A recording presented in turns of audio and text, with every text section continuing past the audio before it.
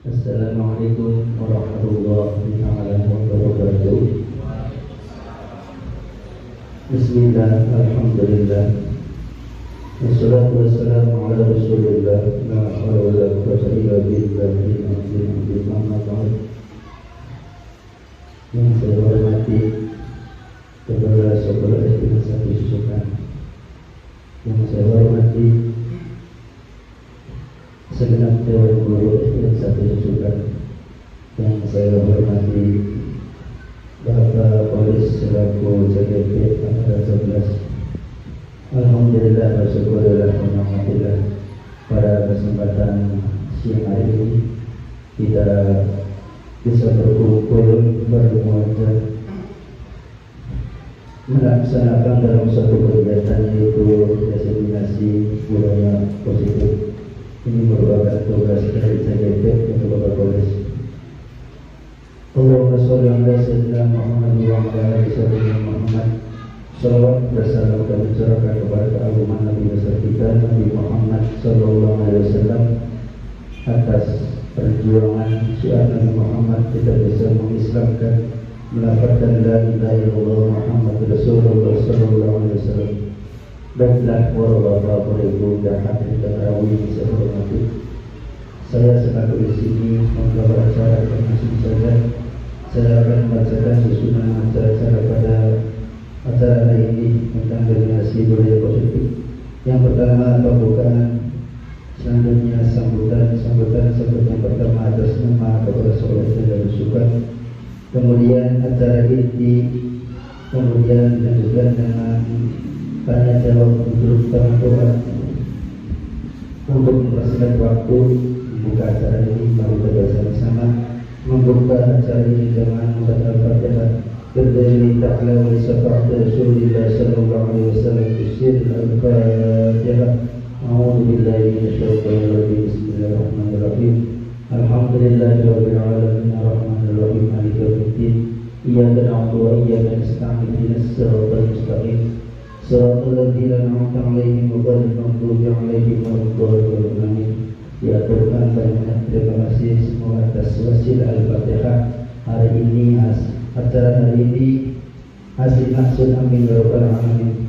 Dan selanjutnya acara selanjutnya yaitu sambutan yang pertama atas nama kepada sekolah dan sesuatu, dan insyaallah hari ini akan disambutkan kepada beliau Bapak SPD dengan segala hormat kami persilakan.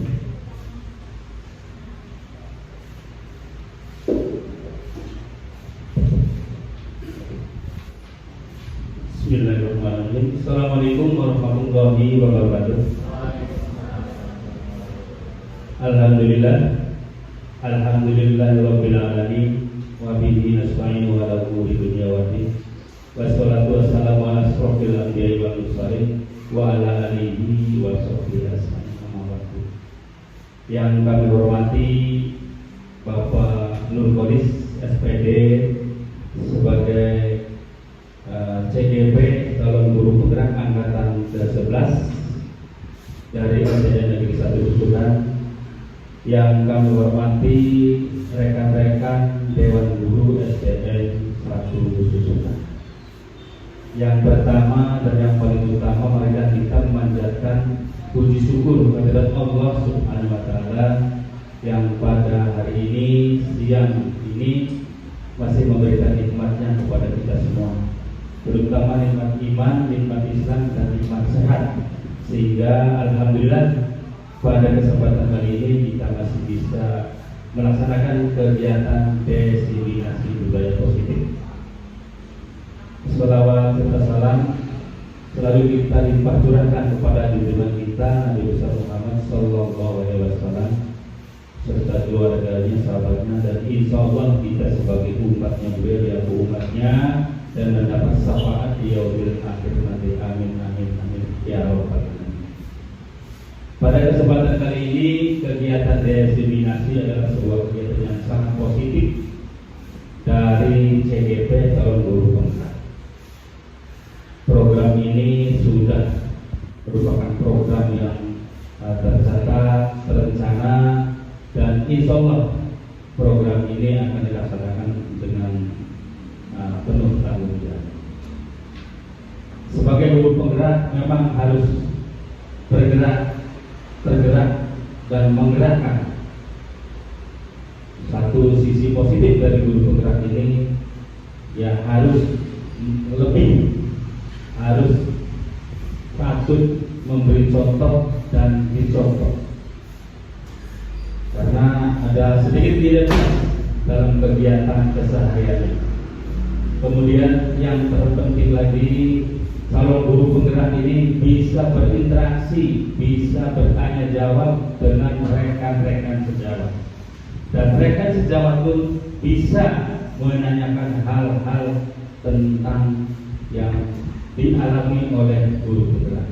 Sehingga insya Allah ke depan dengan adanya guru penggerak di SDN 1 Susukan ini menjadi motivasi guru-guru yang lain menjadi CGP. Dengan harapan semoga semuanya sukses, semuanya berhasil. Calon guru penggerak ini untuk meniti karir, menambah ilmu, menambah wawasan. Dengan kata belajar, tidak ada batasan. Kata belajar itu tidak ada batasan usia. Ya Pak, sudah menjadi bapak dan ibu guru, tetap harus belajar sebagai penambah ilmu, menambah wawasan. Insya Allah dengan banyak belajar, dengan banyak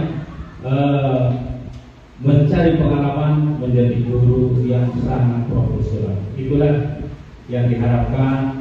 Salah satu harapan kami sebagai kepala sekolah di SDN 1 Susukan, dengan adanya diseminasi dari guru penggerak ini menambah wawasan sehingga akhirnya menjadi guru yang profesionalis.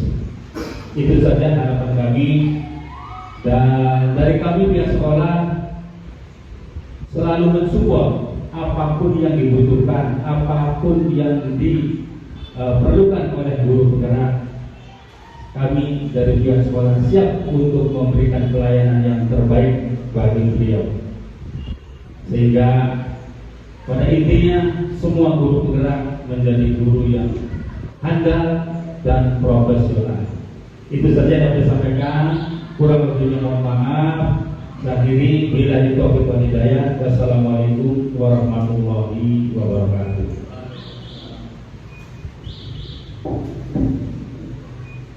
Waalaikumsalam warahmatullahi wabarakatuh. Diaturkan banyak terima kasih atas nasihat, bimbingan dan dukungannya. Semoga apa yang disampaikan kita bisa meniru pada manfaatnya di dunia dan akhirat. Amin amin ya rabbal alamin. Baiklah para bapak ibu yang hadir, kini tiba acara inti, yaitu acara intinya itu berkaitan dengan nasi budaya positif. Insyaallah hal ini akan disampaikan langsung oleh sekretari kita Al-Kelas, yaitu Bapak Nurul SPSD. Kepada beliau yang masih hormat kami persilakan.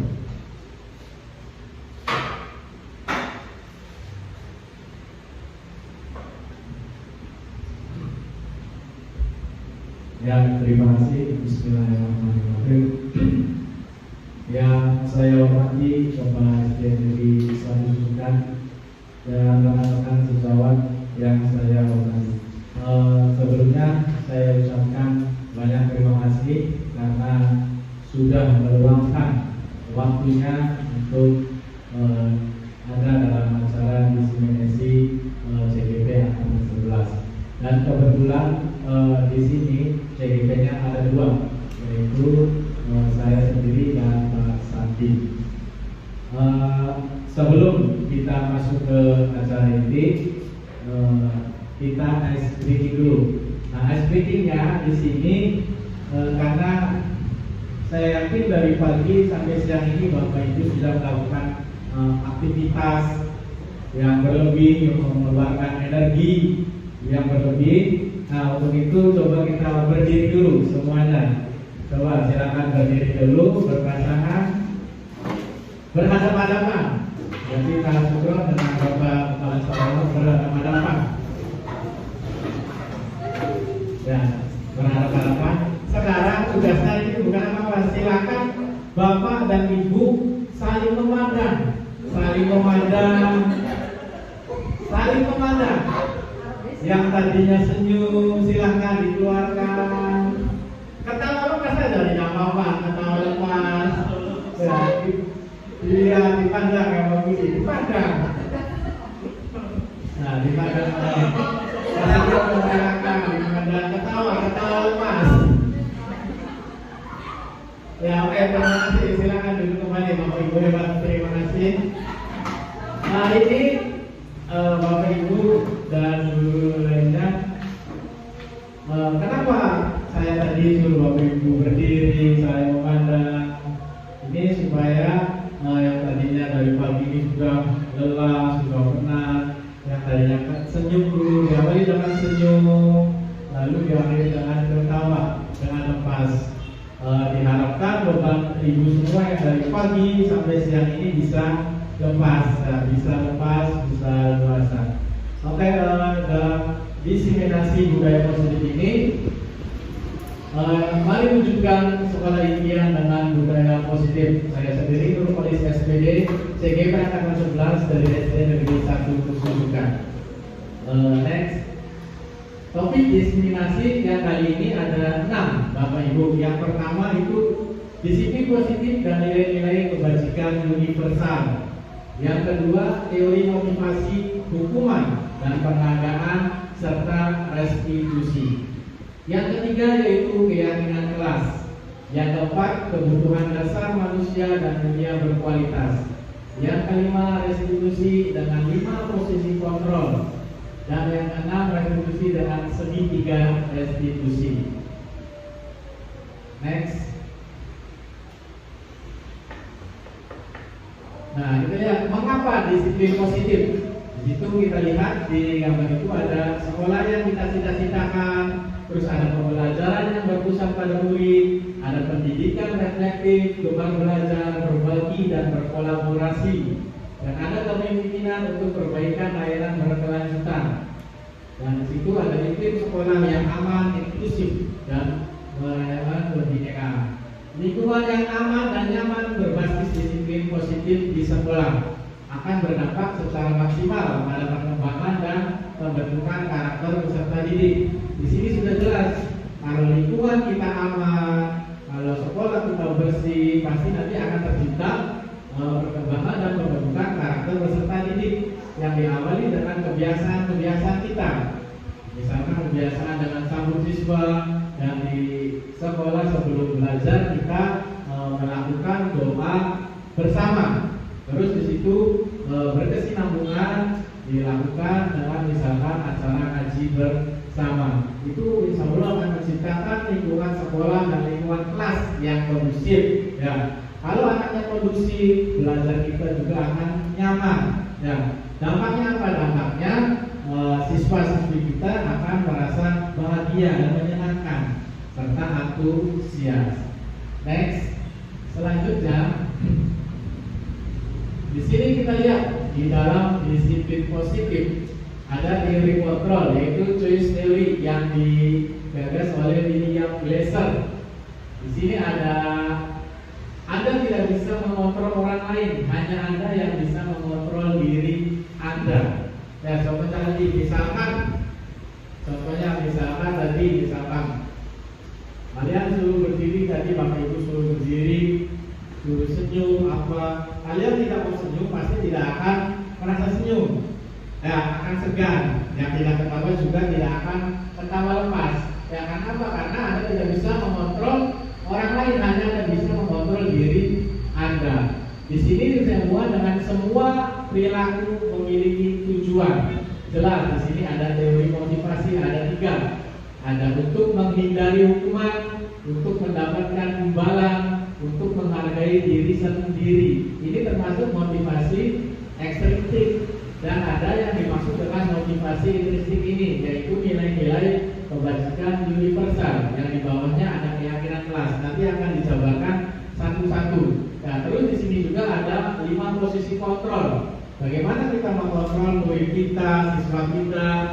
Ada yang penghukum, ada pembuat rasa bersalah, ada teman, ada pemantau, dan ada manajer. Nanti di sini kita akan lihat Bapak Ibu pasti saya yakin pernah mengalami 5 posisi kontrol tersebut, tapi tidak menyadarinya. Ini saya di posisi apa? Nanti ada di slide selanjutnya. Dan terus ada 5 kebutuhan dasar manusia. Yang pertama bertahan hidup, jelas manusia itu harus bertahan hidup atau survival. Yang kedua ada penguasaan atau kekuasaan. Terus ada kasih sayang atau rasa diterima. Kalau kita misalnya kerja di suatu instansi atau apa, kalau tidak adanya rasa kasih sayang, rasa diterima, kerja kita tidak akan maksimal. Nah, terus keempat ada kesenangan dan kebebasan. Kebebasan dalam arti ini harus bisa mengontrol diri kita, harus menyesuaikan dengan lingkungan di sekitar. Bukan berarti bebas belas, bukan. Ya. Terus ada segitiga yang namanya segitiga restitusi. Di situ ada menstabilkan identitas, ada menanyakan keyakinan, ada validasi kebutuhan. Nanti dijelaskan, misalkan Bapak Ibu ada anak, misalkan anak didik Ibu misalkan bolos, nanti bisa menggunakan yang namanya segitiga restitusi. Kita stabilkan dulu identitasnya. Nah ini contohnya ada pertanyaan tematik di sini. Misalkan Welki adalah murid kelas 5B. Pada jam kosong, wali kelas Welki bernama Ibu Uji masuk kelas untuk membagi tugas kepada anak-anak untuk mengikuti lomba antar kelas dalam memperingati hari ulang tahun ke-79 Republik Indonesia. Ibu Uji merasa kesulitan untuk mencari murid yang siap untuk menjadi perwakilan kelas dalam lomba tersebut karena anak-anak dia sudah tidak ada yang minat untuk mengikuti lomba-lomba. Melihat hal tersebut, Ibu Uji memaksa anak untuk mengikuti lomba tersebut. Dengan nada tinggi, Welki yang kesal menirukan gaya Bu Uji ketika marah. Jadi anak ini menirukan gaya ibunya, gurunya yang sedang marah. Sontak Bu Uji semakin marah dan meminta Welki untuk keluar kelas. Nah, di sini ada pertanyaan romantik. Apa yang Bapak Ibu lakukan jika di posisi Bu Uji? Apakah akan melakukan hal yang sama?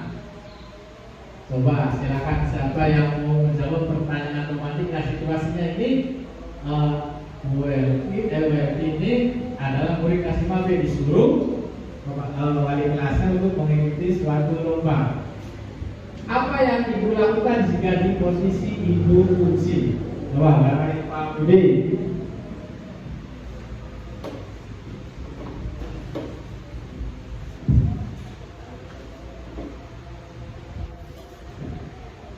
Ya, bismillahirrahmanirrahim. Terkait dengan kondisi yang sudah dipaparkan terkait dengan pertanyaan tematik tersebut, bahwa salah satu siswa ini meniru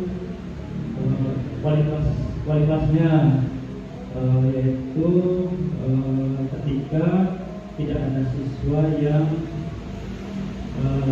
ikut lomba tersebut.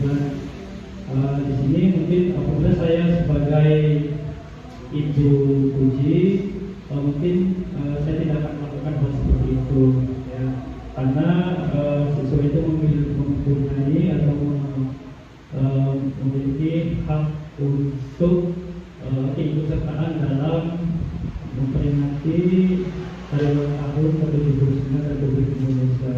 Mungkin alangkah lebih bijaknya kita sebagai seorang guru hendaknya kita menanyakan kembali kepada seluruh siswa agar atau memotivasi siswa tersebut dengan cara kita sebagai seorang guru agar dapat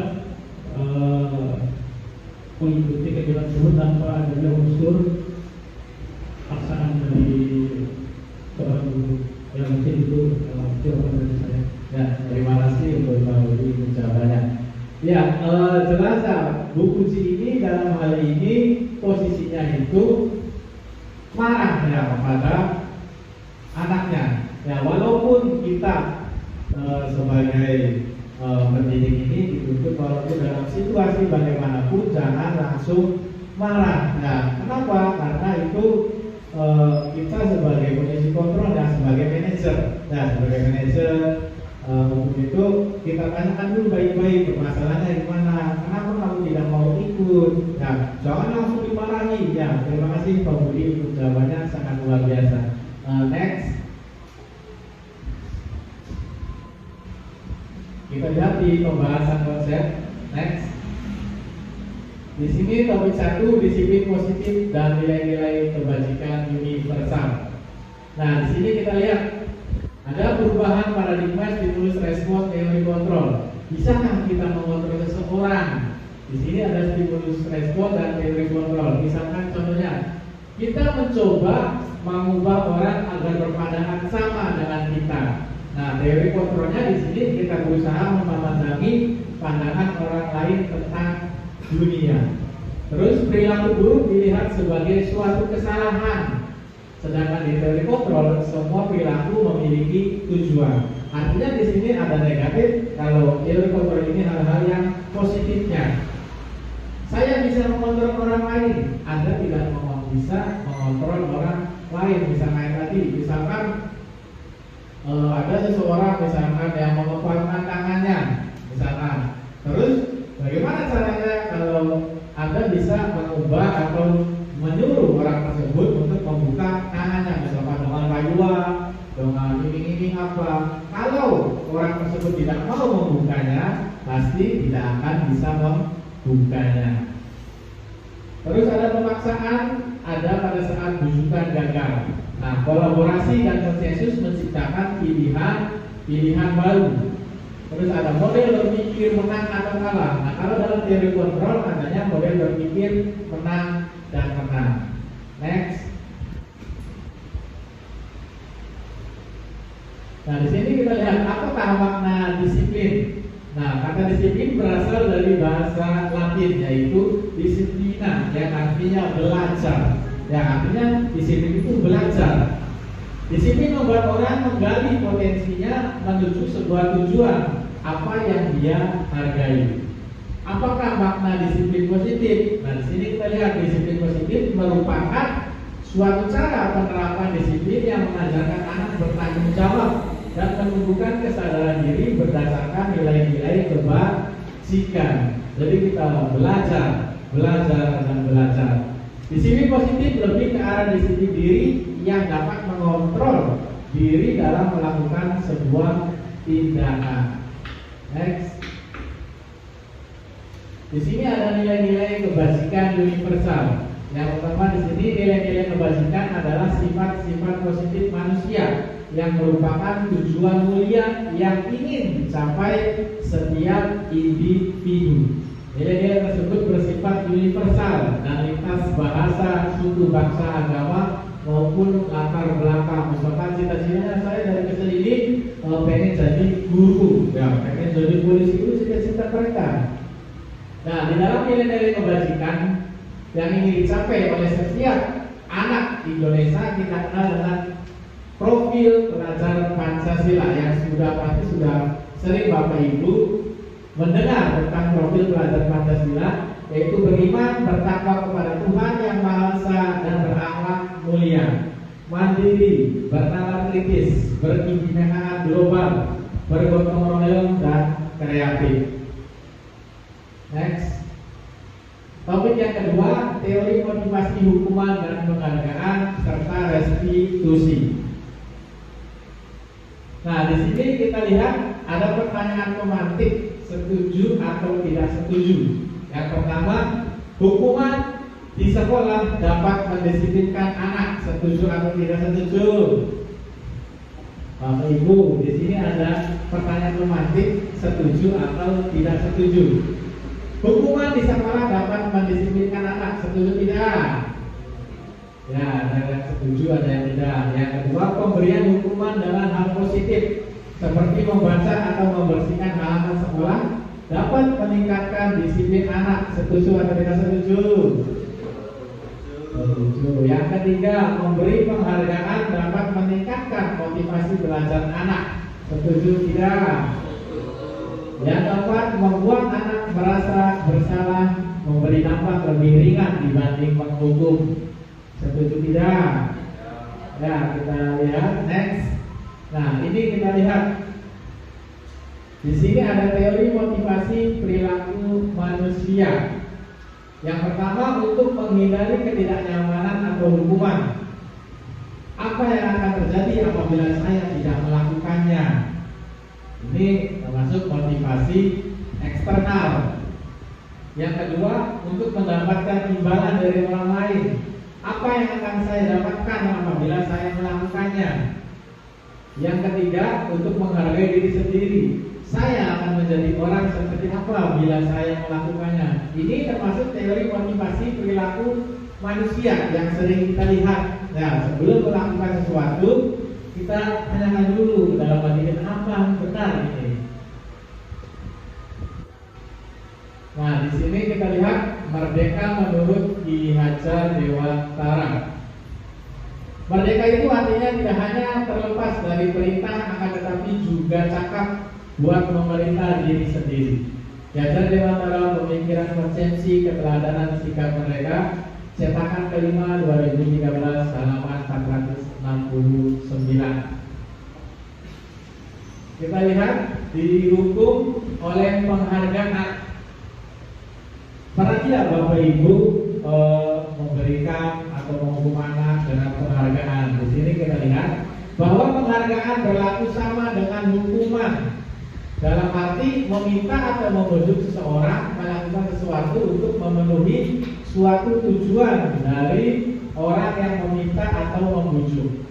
Dorongannya eksternal dan akan ada faktor ketergantungan beberapa dampak dari pemberian penghargaan. Ini menurut Alfikon. Next. Nah, dihukum oleh penghargaan. Di sini kita lihat ada pengaruh jangka pendek dan jangka panjang. Ada penghargaan atau menghukum atau penghargaan mengurangi ketepatan. Ada penghargaan tidak efektif. Kalau dihukum dengan penghargaan merusak hubungan, penghargaan menurunkan kualitas, penghargaan mematikan kreativitas, penghargaan mengurangi motivasi intrinsikik. Contohnya misalkan kayak gini. Misalkan Bapak dan Ibu dalam suatu kelas yang Bapak Ibu ampun, misalkan pernah tidak Bapak Ibu, misalkan Bapak Ibu membuat soal. Silakan anak-anak kerjakan soal ini. Apabila ada yang bisa menjawab mendapat nilai 100, nanti Bapak Ibu kasih pin nih. Itu kan anak-anak menjadi semangat dan tadinya tidak mau mengerjakan atau malas mengerjakan, tiba-tiba ada penghargaan, mau dikasih pin nih, pinnya bahwa misalkan bahwa Mobile Legends itu dari semangat.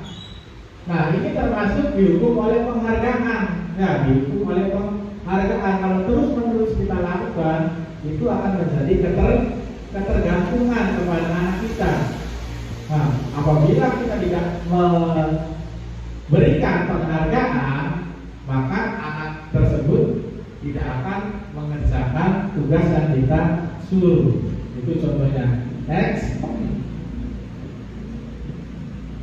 Bentuk program kebajikan atau apresiasi. Di sini dalam memberi apresiasi atau pengakuan perlu diingat beberapa hal. Yang pertama, beri pengakuan secara khusus, beri pengakuan secara pribadi, beri pengakuan kepada semua murid, beri pengakuan secara konsisten, fokus pada proses. Next. Nah, contoh pengakuan atau apresiasi kebajikan. Nah, pembuka di sini ada, kemarin saya perhatikan. Nah, nilai kebajikannya, rasa empati besar sekali. Situasinya pada saat menolong murid baru di kelas kita. Terus ada, saya menghargai kepedulianmu pada saat kamu membantu teman-temanmu di tugas kelompok. Terus terima kasih untuk rasa tanggung jawabmu pada saat kamu memungut kertas-kertas yang berserakan di lantai. Next. Hukuman atau konsekuensi. Nah, di sini mencatat 100 kali di dalam buku kalimat, saya tidak akan terlambat lagi karena terlambat datang ke sekolah. Itu menurut Bapak Ibu hukuman atau konsekuensi? Hukuman atau konsekuensi? Konsekuensi. Yang kedua, lari mengelilingi lapangan basket 5 kali karena terlambat hadir di sekolah. Itu hukuman atau konsekuensi? Hukuman. Murid-murid diminta untuk push up 15 kali karena tidak membawa tempat minum dan makan. Hukuman atau konsekuensi: membersihkan tumpahan air di meja tulis karena tersenggol pada saat belajar. Hukuman atau konsekuensi: meminta murid tidak mengenakan sepatu seharian di sekolah karena tidak mengenakan sepatu hitam. Itu hukuman atau konsekuensi. Lari mengelilingi lapangan basket 2 kali karena terlambat 10 menit untuk pelajaran IPA. Itu hukuman atau konsekuensi. Kita lihat next. Nah, kita lihat jawaban Bapak Ibu. Ya, benar tidak? Yang pertama, mencatat 100 kali di dalam buku kalimat saya tidak akan terlambat lagi. Itu dinamakan hukuman. Lari mengelilingi lapangan basket 2 kali. Itu juga hukuman. Murid diminta untuk push up. Itu hukuman. Menggantikan kertas tugas teman yang telah dicoret-coret. Itu konsekuensi. Membersihkan tumpahan air di meja tulis. Itu konsekuensi. Meminta murid tidak mengenakan sepatu seharian di sekolah. Itu hukuman. Lari mengelilingi lapangan basket 2 kali karena terlambat 10 menit. Itu konsekuensi. Jadi di sini Bapak Ibu, di sini saya hanya sharing atau memberikan pengetahuan yang sudah saya dapat. Nah, kita lihat di sini identitas yang gagal. Di sini ada hukuman, di sini ada identitas sukses, disiplin, konsekuensi, dan restitusi. Yang termasuk hukuman di sini sesuatu yang menyakitkan harus terjadi. Tidak nyaman untuk murid, korban mendapatkan keadilan. Murid atau anak akan tersakiti. Ini kalau kita anak didik kita selalu memberikan hukuman, ya selalu memberikan hukuman anak tersebut, dampaknya ya akan misalkan tidak nyaman untuk murid. Artinya misalkan siswa kita jadi misalkan harus dihukum untuk push up atau apa, besoknya dia tidak berangkat sekolah, ya, karena mereka merasa tersakiti. Nah, di sini kita disiplin, konsekuensinya sesuatu harus terjadi. Tidak nyaman untuk murid untuk jangka waktu pendek. Nah, kalau itu panjang, kalau hukuman, kalau konsekuensi itu jangka waktunya pendek. Korban bisa diabaikan. Murid atau anak dibuat tidak nyaman. Kalau itu tersakiti, ini muridnya tidak nyaman. Nah, kalau restitusi merupakan pilihan di sini menguatkan untuk murid atau anak dalam jangka waktu panjang. Korban mendapatkan ganti dan murid akan mendapatkan penguatan. Jadi ada hukuman, ada konsekuensi, ada restitusi. Menurut Bapak Ibu yang terbaik itu yang mana? Apakah kita harus selalu memberikan hukuman kepada anak didik kita, atau konsekuensi, atau restitusi? Next. Nah, di sini juga masih sama tadi, ada perilaku pasif agresif meningkat. Ada sistem tidak akan berjalan bila murid tidak takut. Berlaku hanya pada sebuah institusi, tidak berlanjut pada kehidupan nyata. Peraturannya adalah kamu harus, dan murid anak membenci peraturan itu yang negatif. Kalau tadi yang namanya konsekuensi ini yang netral. Nah, kalau positif itu namanya restitusi. Next. Nah, kita lihat di sini apa itu restitusi. Nah, restitusi ini ganti kerugian, pembayaran kembali, pernyataan bagian pembayaran yang masih tersisa. Coba di next. Nah, restitusi adalah proses menciptakan kondisi bagi murid untuk memperbaiki kesalahan mereka, sehingga mereka dapat kembali ke kelompok mereka dengan karakter yang lebih kuat. Beda kalau kita melakukan hukuman kepada anak kita, anak tersebut pasti tidak akan nyaman, nah, merasa takut. Nah, kalau restitusi ini menciptakan kondisi bagi murid untuk memperbaiki, misalkan kondisinya misalkan ada yang bolos, kita panggil face-to-face, tanyakan kenapa misalkan kamu pas pelajaran ini kamu kok bolos. jangan tanyakan, jangan hal-hal yang baik. Terus di samping itu kita sambung keyakinan kelas. Kami tidak bahwa kemarin kita sudah membuat kesepakatan atau keyakinan kelas kalau mau bolos itu baik tidak bagi kamu. Misalnya itu, jadi itu yang namanya restitusi, hal-hal yang positif. Restitusi juga merupakan proses kolaboratif, ya, kerjasama yang mengadakan murid untuk mencari solusi atau masalah mereka dan membantu murid untuk berpikir ingin menjadi orang seperti apa. Sama tadi bolos kita tanyakan, kamu bolosnya kemana? Misalkan jawab, saya tadi main PS Pak. Bertanyakan lagi. Nah, kalau main PS itu apa sih manfaatnya? Ada tidak manfaatnya?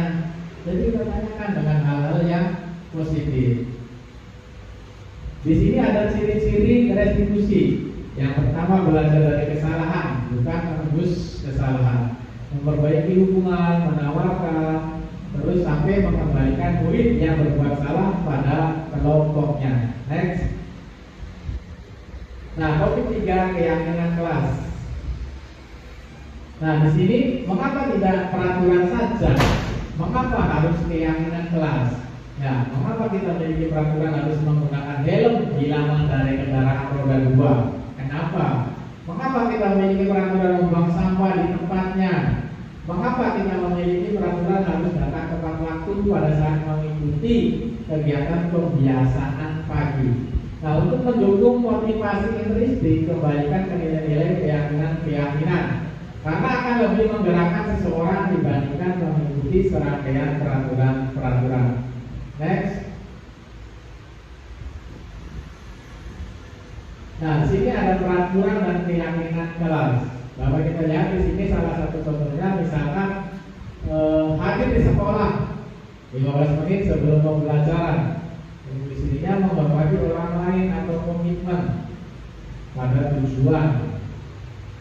Nah, dilarang menggunakan narkoba, berarti keyakinan kelasnya termasuk keyakinan kesehatan. Jangan berlari di kelas atau koridor.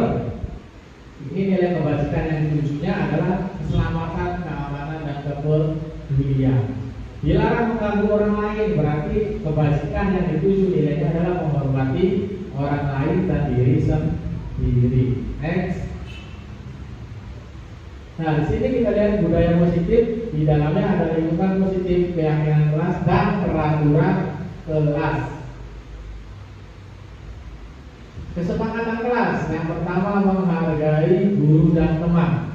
Yang kedua, menjaga keamanan dan kenyamanan kelas. Yang ketiga, menghargai perbedaan pendapat. Next. Nah, di sini kita lihat ada yang terlihat, terdengar, dan berperilaku. Ini tampak seperti dan tidak tampak seperti. Misalkan yang terdengar, satu orang berbicara, yuk saya bantu, kita bisa selesaikan ini bersama. Yang terlihatnya berempati terhadap perasaan orang lain, mendengarkan dengan seksama.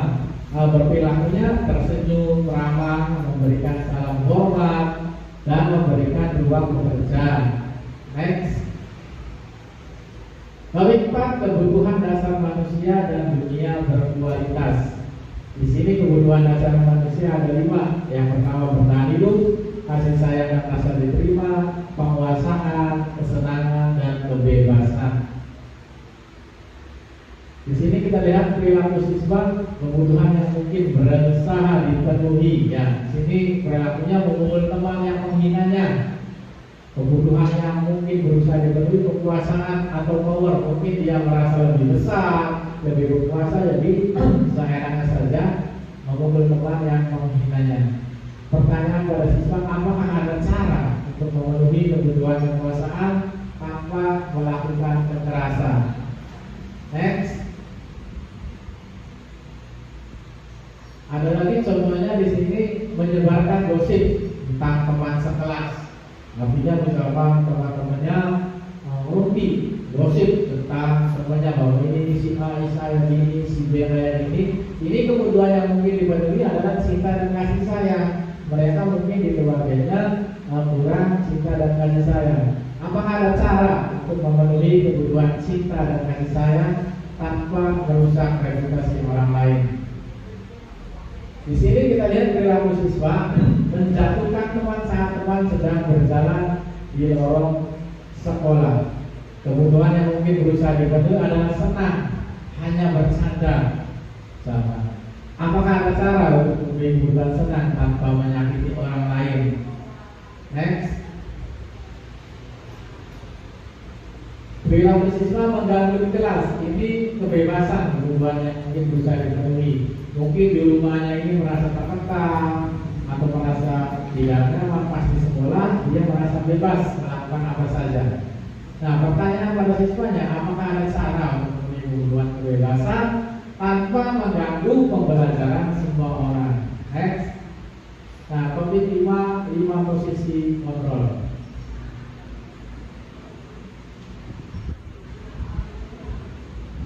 Kita lihat di sini ada sebuah video posisi penghukum. Perhatikan.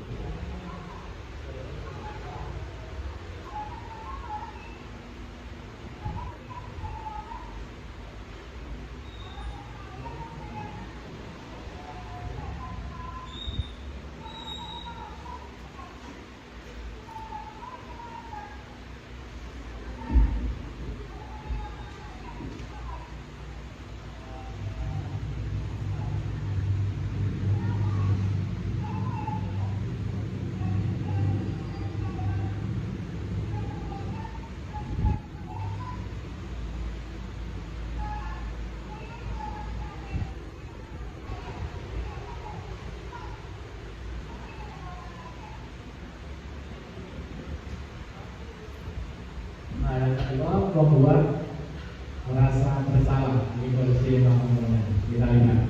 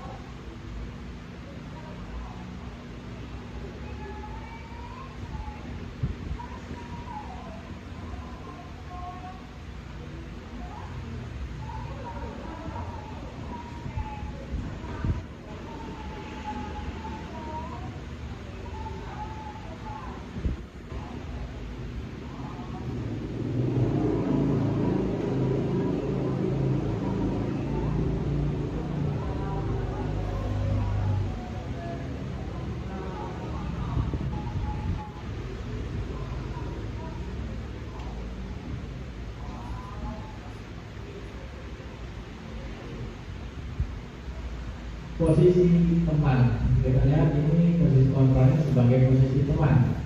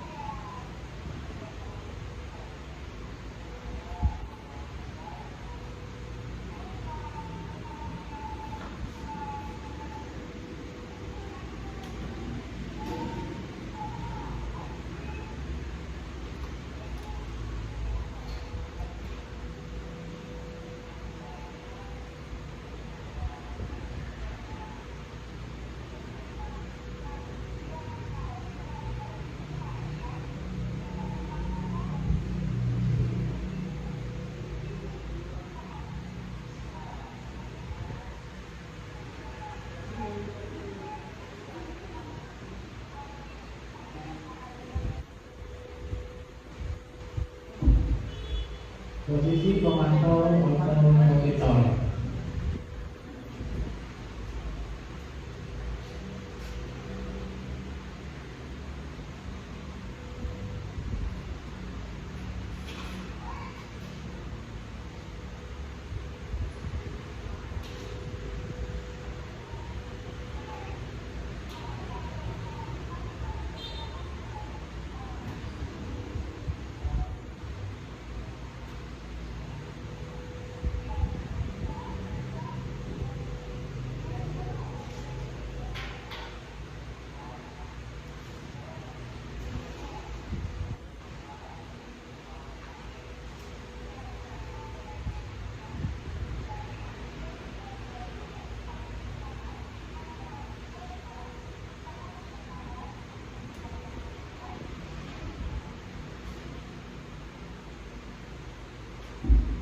Ini posisi sebagai seorang manajer.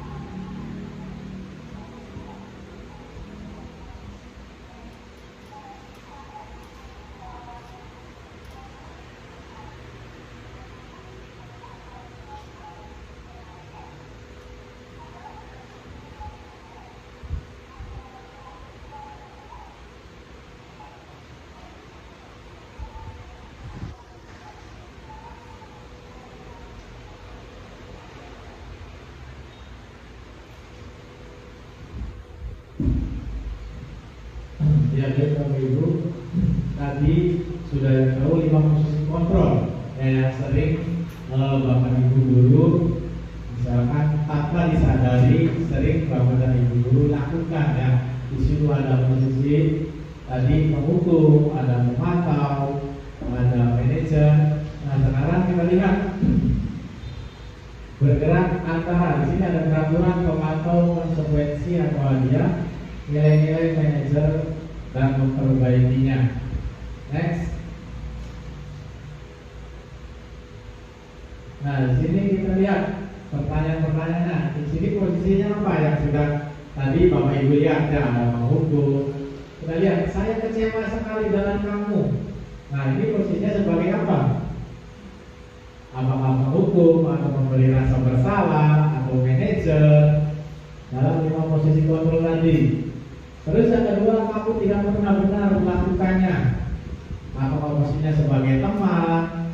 Ayolah, lakukan demi ibu atau bapak. Apakah kamu mendapatkan stiker bintang hari ini? Bagaimana kamu bisa menyelesaikan masalah ini? Kamu selalu yang paling terakhir. Kita lihat, next. Yang topik terakhir topik kenalnya itu segitiga restitusi. Nah, di dalam segitiga restitusi ini ada yang namanya validasi tindakan yang salah, ada yang namanya menstabilkan identitas, dan ada yang namanya menanyakan keyakinan. Misalkan nilai-nilai apa yang telah kita sepakati, kamu ingin menjadi orang yang seperti apa. Dalam validasi tindakan yang salah ada kamu tentu punya alasan mengapa melakukan itu. Adakah cara yang lebih efektif untuk mendapatkan apa yang kamu butuhkan? Setiap orang pasti pernah melakukan kesalahan. Ini menstabilkan identitas. Kamu bukan satu-satunya yang pernah melakukan ini. Next. Nah, di sini kita lihat menstabilkan identitas. Guru berkata, berbuat salah itu hal yang manusiawi. Tidak ada manusia yang sempurna. Bapak Ibu juga pernah buat salah. Kita pasti bisa menyelesaikan permasalahan ini. Next. Di sini kita ada lihat validasi kebutuhan. Guru berkata, misalkan ada masalah, kita bisa menyelesaikan dengan segitiga restitusi. Yang kedua yaitu validasi kebutuhan. Guru berkata, kamu bisa saja kan melakukan hal yang lebih buruk, tapi kamu tidak melakukannya kan? Apa yang penting bagi kamu? Kamu pasti punya alasan mengapa melakukannya. Misalkan tadi kasusnya yang tadi membolos. Kenapa kamu membolos? Dan apa yang penting bagi kamu? Bolos kamu misalkan white test itu apa yang penting bagi kamu? Ada tidak manfaatnya? Itu validasi kebutuhan. Next. Dan menanyakan keyakinan. Guru berkata, apa nilai yang kita percaya di kelas? Kelas tadi dia itu seperti apa sih? Kamu ini jadi anak seperti apa? Kita tanyakan lagi keyakinan kelas yang sudah kita sepakati dengan semua siswa yang ada di kelas tersebut. Next. Nah, praktik baik disiplin positif. Miskonsepsi. Next. Nah, penerapan budaya positif berarti meniadakan aturan atau konsekuensi. Benar atau salah menurut Bapak Ibu? Salah. Kita lihat. Next. Miskonsepsi. Penerapan budaya positif berarti tidak ada aturan atau konsekuensi. Dalam hidup bermasyarakat selalu ada tatanan atau aturan dengan konsekuensi dari setiap tindakan yang dilakukan oleh anggota masyarakat. Next. Nah, kita lihat lagi di sini. Keyakinan kelas dibuat dengan menempelkannya di kelas dan tidak membutuhkan tindak lanjut. Benar atau salah? True or false? Menurut Bapak Ibu benar atau salah? Salah. Ya, tentu saja kalau kita sudah menempelkan membuat keyakinan kelas sudah dibaca, harus ada tindak lanjut, harus ada praktiknya. Nah, next. Di sini kita lihat tentang miskonsepsi tadi. Di sini langkah-langkah dalam menghadirkan kesadaran ini merupakan salah satu contoh ya. Nah, di sini kita lihat ada contoh lagi. Semua masalah yang berkaitan dengan budaya positif diselesaikan dengan restitusi. Benar atau salah, Mas Sukron? Benar, kita lihat salah, Mas Sukron. Jadi tidak semuanya harus diselesaikan dengan restitusi, tidak semuanya. Nah, next. Kita lihat penjelasannya. Segitiga restitusi merupakan salah satu pendekatan disiplin positif untuk menyelesaikan permasalahan siswa terkait pelanggaran aturan. Pendekatan ini menekankan pada dialog, tanggung jawab, dan pemulihan alih-alih hukuman. Sebelum melakukan pendekatan restitusi, pendidik seharusnya sudah menegakkan keyakinan kelas dan konsekuensinya. Jadi jangan selalu tiba-tiba membuat segitiga restitusi. Next. Next. Pilihan tindakan yang dilakukan murid dalam proses restitusi ditentukan oleh guru. Benar atau salah? Benar atau salah? Benar, kita lihat jawabannya. Salah. Nah, next, kita lihat penjelasannya. Pilihan tindakan yang dilakukan murid dalam proses restitusi ditentukan oleh guru, bukan muncul dari kesadaran murid. Miskonsepsi bahwa guru menentukan pilihan tindakan dapat menghambat efektivitas restitusi dan berpotensi menimbulkan dampak negatif. Next. Murid yang sudah mendapatkan restitusi tidak perlu lagi mendapatkan konsekuensi dari aturan yang ada.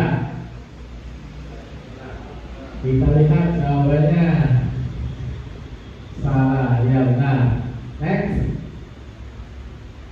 Di sini penjelasannya, jika murid sudah mendapatkan restitusi, maka ia tidak perlu lagi mendapatkan konsekuensi dari aturan yang ada. Sehingga setelah restitusi dilakukan, maka konsekuensi tetap harus dijalani oleh murid sebagai bentuk pertanggungjawaban dari perilaku yang sudah dilakukan oleh murid. Next. Ya, saya ucapkan terima kasih, semoga bermanfaat. Salam guru penggerak.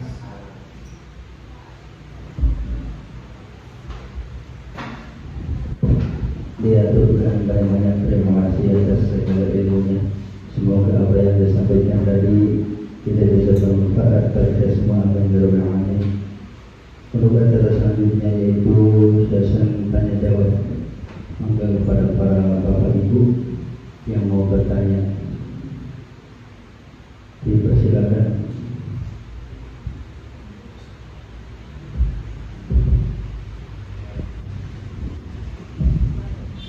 Assalamualaikum warahmatullahi wabarakatuh.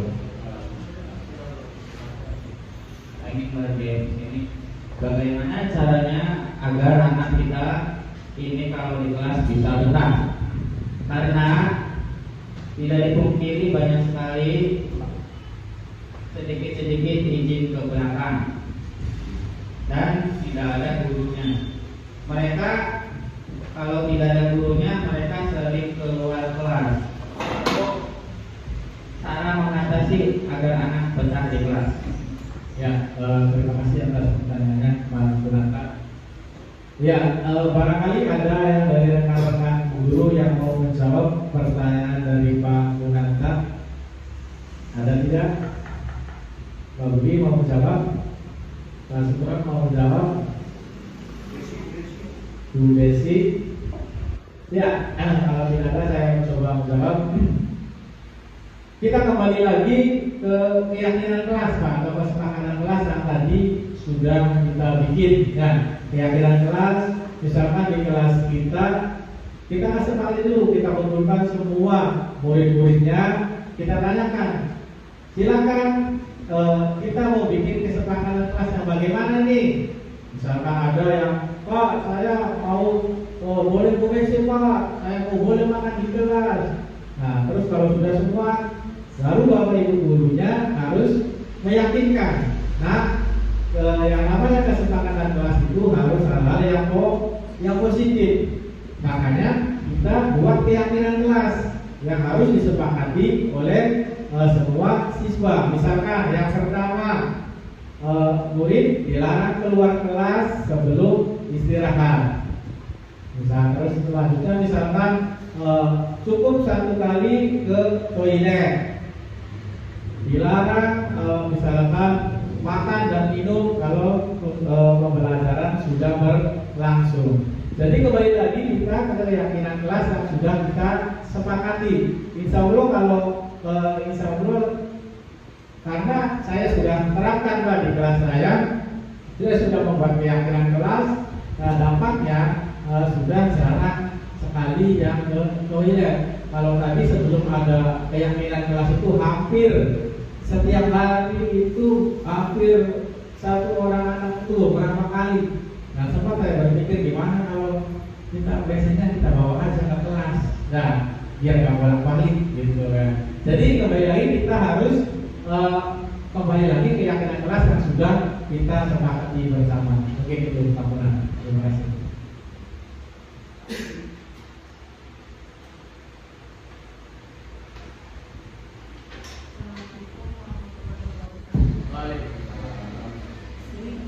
Saya mau menanyakan kalau dalam pembelajaran kita kan sering mengatur tekanan kepada anak didik kita yang sebagai kita sebagai pendidik, kalau anak bisa menjawab supaya anak terus semangat, kita memberikan reward atau penghargaan kepada peserta didik. Nah, apa yang kita lakukan itu salah atau bagaimana? Ya, terima kasih Ibu Leli untuk pertanyaannya. Barangkali ada rekan sejawat yang mau menjawab terlebih dahulu tentang pertanyaan Bu Leli tentang reward ya, tentang penghargaan. Barangkali Pak Eva mau menjawab, Pak Budi mau menjawab. Ya, mangga Pak Budi. Ini tentang pertanyaan tentang reward yang sering Bapak Ibu guru berikan kepada muridnya apabila bisa menjawab pertanyaan. Siapa yang mau mengerjakan ini? Begitu Pak. Ya. Bismillahirrahmanirrahim. Tadi terkait dengan reward atau penghargaan kepada siswa agar siswa itu antusias atau mau untuk melakukan sesuatu.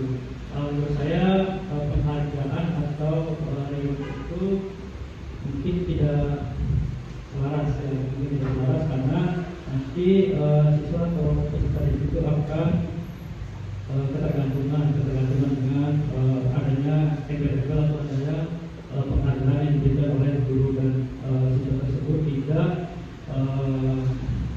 ada rasa kepercayaan diri atau ketergantungan dengan satu hal yang seperti itu. Ya, terima kasih Pak Budi. Ya, saya sepakat dengan Pak Budi. Kalau anak secara terus-menerus kita kasih reward, kita kasih penghargaan, apakah misalkan silakan siapa yang mau menjawab pertanyaan ibu, pertanyaan bapak, nanti bapak kasih hadiah ini coklat, misalkan. Baru mereka menjawab. Kalau tidak ada reward yang mereka diam saja ngobrol sendiri, memang bagus, tapi itu secara terus-menerus akan membunuh karakter mereka, ya, akan terbiasa menjadi ketergantungan. Jadi tidak mandiri. Kalau misalkan akan membunuh apa yang namanya percaya diri mereka, ya, kepercayaan diri mereka akan hilang lambat laun. Kenapa? Karena misalkan di sekolah ini diarahkan mereka akan tumbuh dewasa, misalkan terjun di SMP atau apa yang tidak ada reward, mereka tidak akan berkembang. Nah, jadi reward itu menjadi ketergantungan, itu sangat tidak bagus bagi para peserta didik kita. Mungkin itu saja dari. Ya, terima kasih. Sebelumnya saya ucapkan terima kasih kepada Bapak dan Ibu serta kepala sekolah yang sudah meluangkan waktunya untuk acara diseminasi ini. Terima kasih. Kita kembalikan ke